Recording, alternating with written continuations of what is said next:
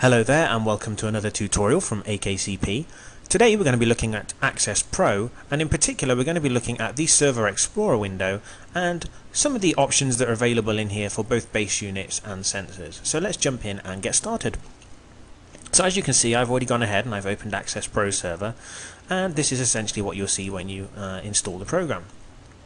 Now, focusing on the serverExplorer, which is this middle window right here, wedged right in between the help and the workspace window, essentially the serverExplorer is the window which displays all your added devices on AKCess Pro. So we have one device which is added here, and you can see that it shows in the Sensors tab, it shows in the Cameras tab, and it also shows in the Doors tab, which is where we find our access control details. Now let's just go back to the Sensors tab, and I'm going to twirl down this little plus arrow here to give us a bigger list. There we go. So you can see that I've added the security probe, and in this case I've changed the name from security probe to testing sec, and it also displays the IP address of that particular unit. Now below that we also have host status, and I want to take a moment just to talk about the host status and exactly what this is. It's not a physical sensor, so what I mean by that is it's not something that you actually plug into the back of the security probe. This is a virtual sensor, and what you can do with the virtual sensor is ping the security probe to make sure that it's maintaining a proper network connectivity. So let's have a look at how we go ahead and actually set that up. So what I'm going to do is I'm going to right click and I'm going to click configure. And this opens up a new dialog window, and in here we can do multiple things like change the sensor name, and we can also change the description of the status when it becomes reachable or unreachable. So for the purposes of this tutorial, let's change this from host status to ping security probe. And then I'm going to leave the description of the statuses as reachable and unreachable because I think that's a fairly good description, and for the purposes of this tutorial we're also going to leave it as ping rather than HTTP. So let's go ahead and click next. Now we come to the ping virtual sensor configuration window, where we can set the intervals of our ping and also the timeouts and how often we want it to retry the ping. So first of all, the ping interval.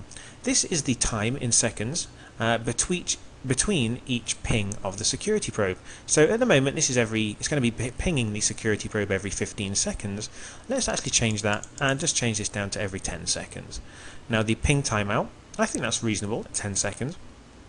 And we also have the amount of times that we want it to retry pinging the security probe. So we're going to say 2 times, and we're going to click finish.